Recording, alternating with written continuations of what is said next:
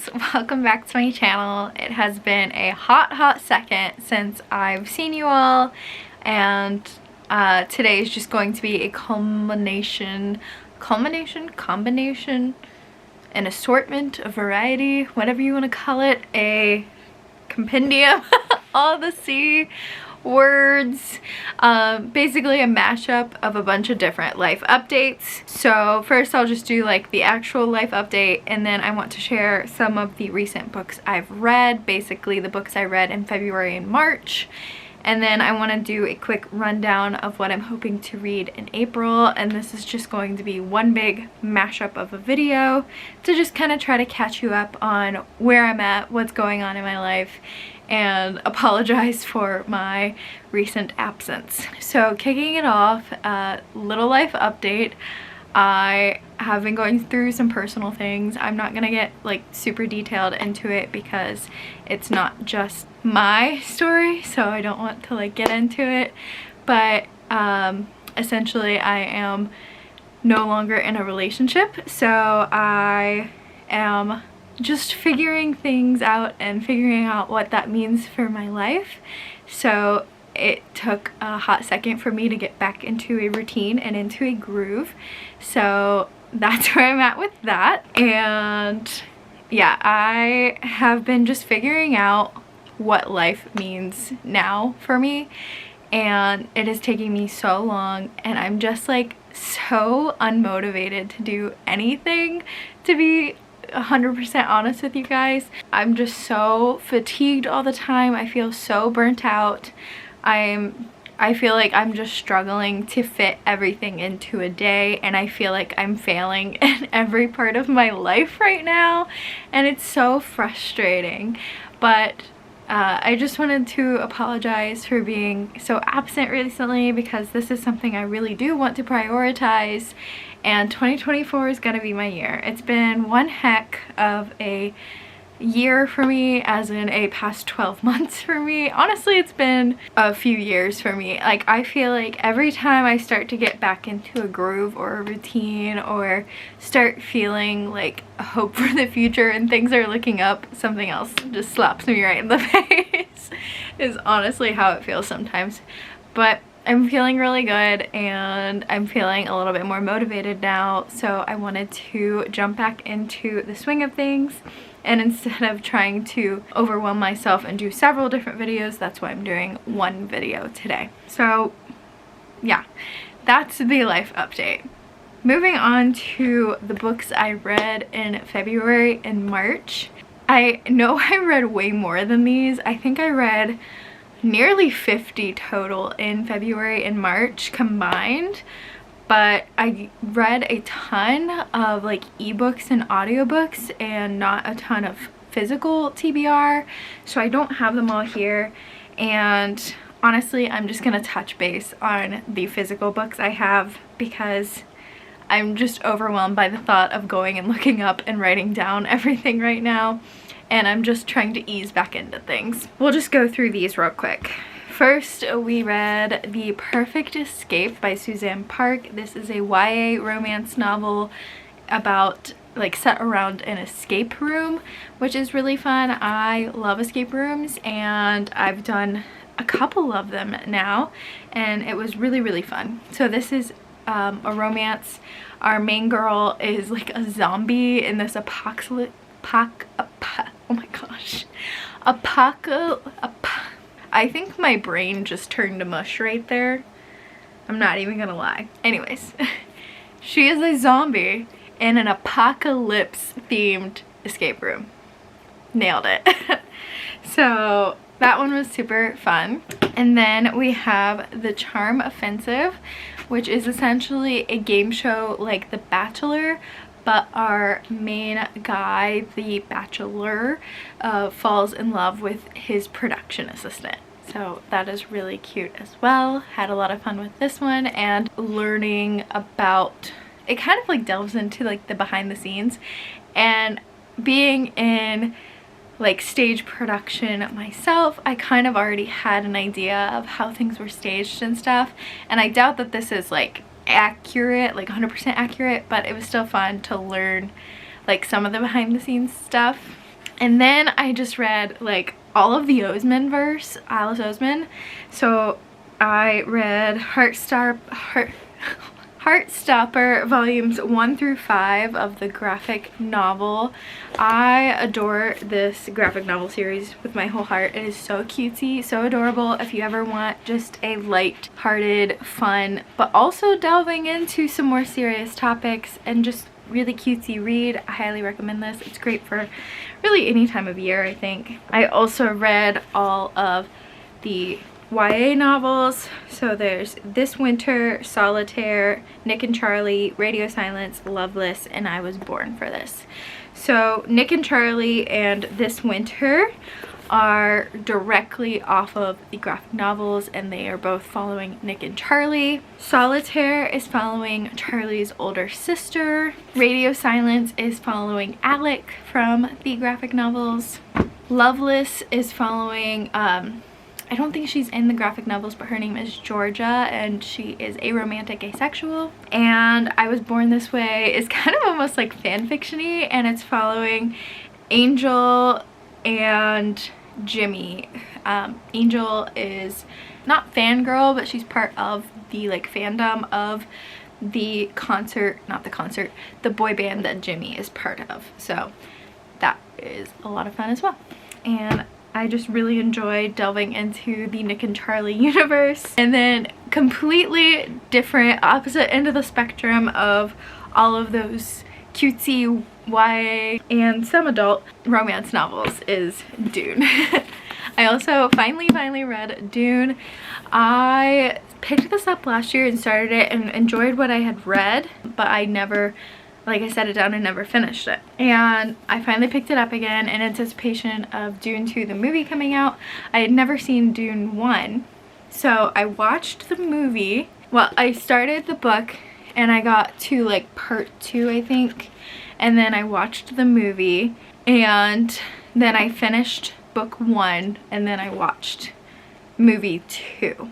So yeah, I tried to watch them sequentially. So movie 1 is supposed to be the first half of book 1, or of the book, and then Dune movie 2 is supposed to be the second half of the book. And I'm not gonna lie, this book is a slog.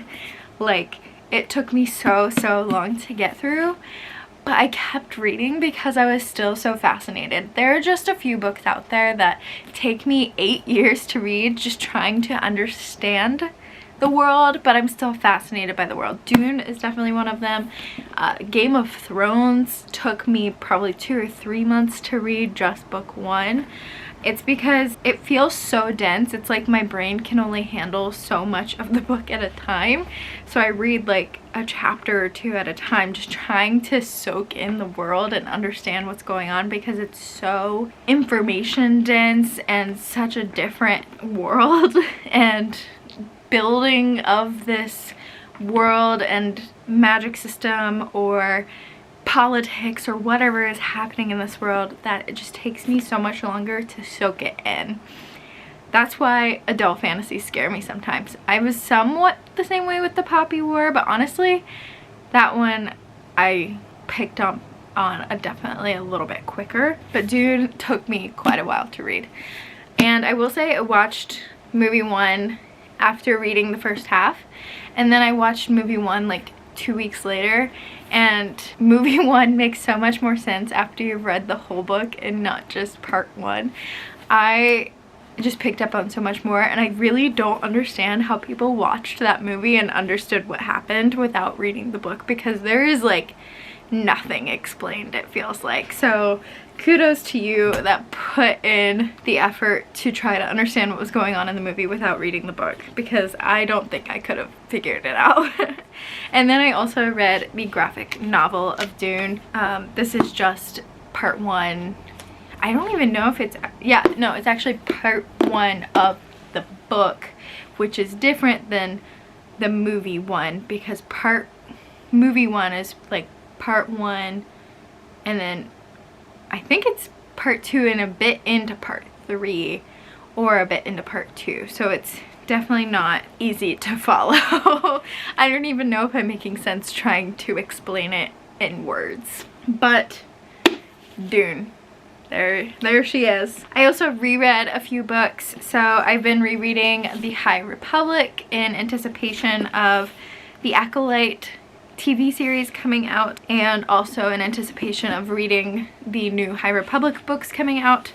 So I read Convergence, which is the first book in the chronological order, and this is the adult book. I also read Quest for the Hidden City, which is the junior novel, and Path of Deceit is my next book in the chronological order. Again, these are rereads. And then my other reread was Court of Wings and Ruin. I actually just finished it, and I just love this series so much. I'm rereading A Court of Thorns and Roses series in anticipation of A Court of Silver Flames, because I've never read it. I read the first 4, but I haven't read Silver Flames yet, and I also need to read Crescent City 3. And I'm trying to catch up on all my Massverse reading. Then just a few random fantasy novels here. I picked up The Midnight Library, which is following a woman who decides that she is done with life, and she passes and goes to this kind of limbo called the Midnight Library, and here she's exposed to all the lives that she could have lived based on the choices that she made. And I love the concept of this book. I really think it has a good life lesson. I think it has a really cool concept, but the execution was just not there for me. There are so many things that I feel like could have been better in this, and that's just a story for another day that I don't feel like getting into right now. But to make a long story short, I don't feel like we had enough build-up, first of all, to the library, and then second of all, I feel like this should have just been a short story. I don't think it needed to be a whole novel, and I felt a bit like I was just in this like repetitive state of reading and nothing new was happening. So, and I honestly, I'm gonna be frank here, I don't feel like our main character actually learned her lesson. I feel like as a reader I learned the lesson, but I don't think the main character actually learned the lesson of this book, because she didn't choose. It was almost like she was forced into the final decision she made. So just a few issues with this book, but overall the concept is really cool. Next we had The Drowned Woods, and it's been so long since I've read this, I don't even remember what happened. Oh my gosh, I don't remember this book at all.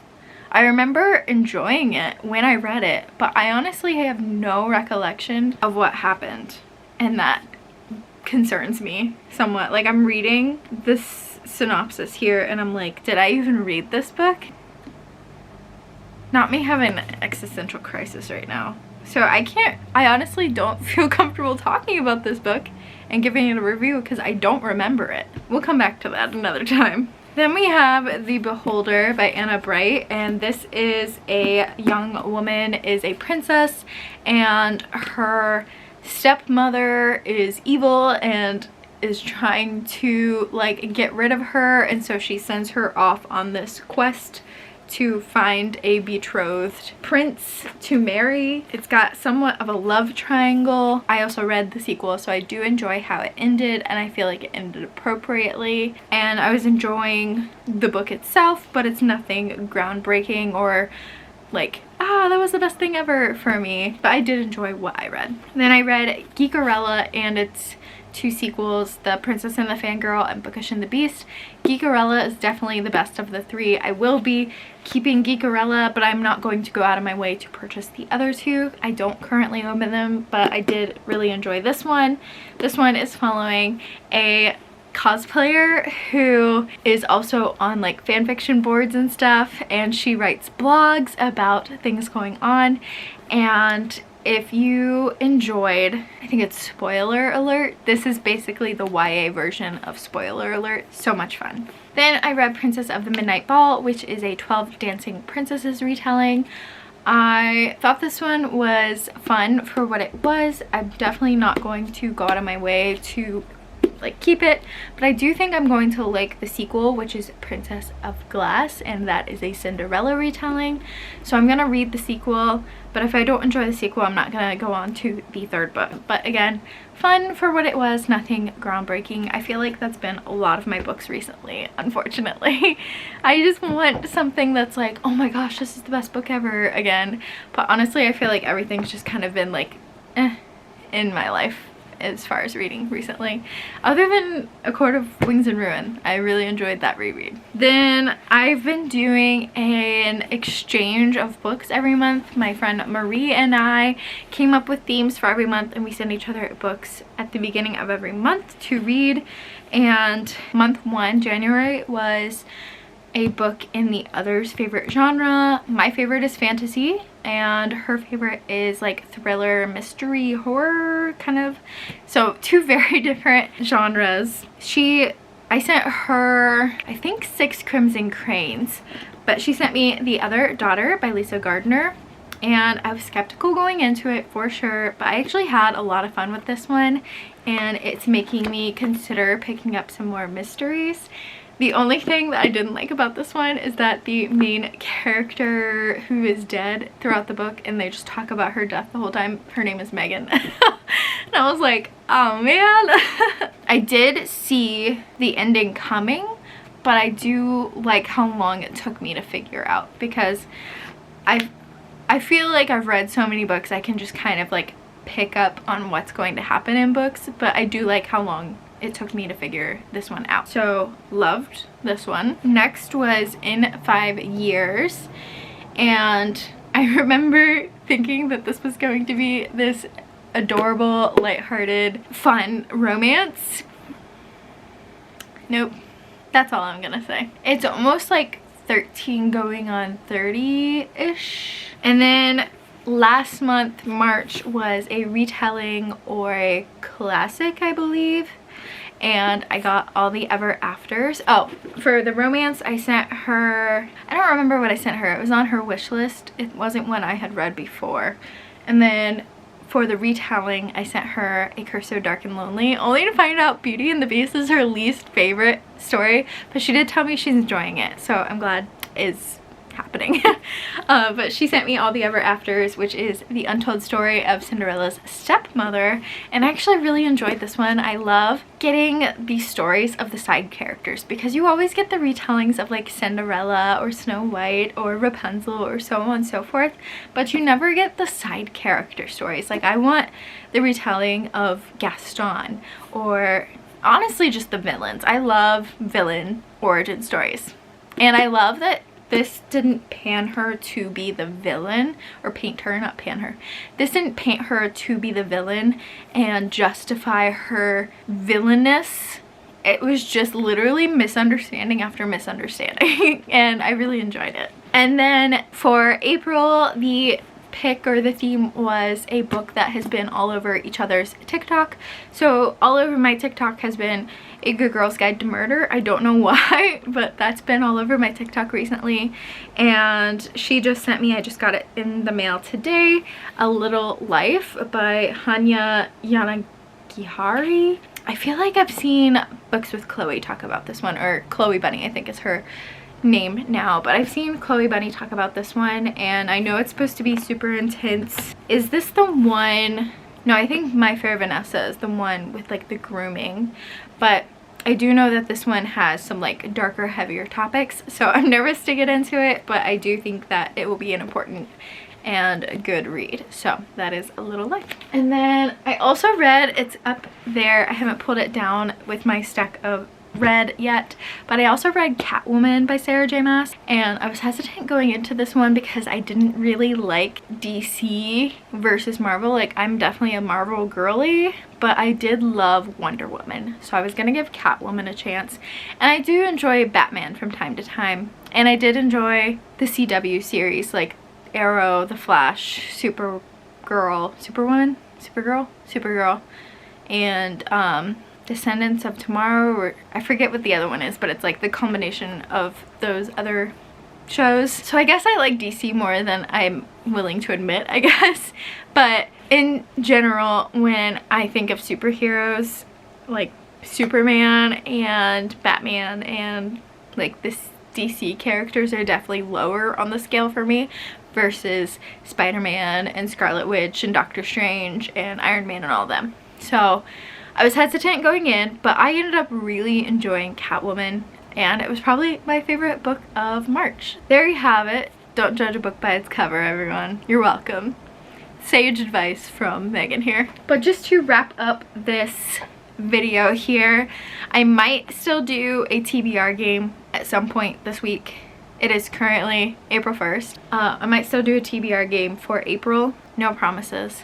But I do want to just do a quick rundown of some of the books I'd like to read this month. First off, I'd love to get to When He Was Wicked. This has been on my TBR the past 2 months, and I have started it. I just have not finished it, and I don't know why. It's literally such an easy read, and I think it's because I just have not been in a physical reading mood the past 2 months for everything going on. I've been doing a ton of audiobooks. Like, every book I read is an audiobook recently. So I think the only physical books read last month were Dune and A Court of Wings and Ruin. So yeah. But When He Was Wicked is definitely on the TBR. A Little Life is definitely on the TBR because that is this month's pick. I'd love to get to The Principle of Moments. This is an Illumicrate book from a while ago, and I'm trying to catch up on my book box books. Then Ruin and Rising, because I've been rereading the Grishaverse in anticipation of finalizing it with Roll of Wolves. And then Ambitious, but I would also like to get to A Court of Frost and Starlight, as well as A Court of Silver Flames this month. So I know you guys have probably seen these books on previous TBRs. Again, I apologize for my recent absence. I apologize for kind of being unreliable recently, but I'm doing what I can right now, and I have to own up to the fact that I'm just human and I can't do everything, and I know you guys will support me through it all. So I really appreciate you. If you would like further content, please make sure to subscribe and hit the little notification bell down below, and I will see you guys in my next video. Bye, friends.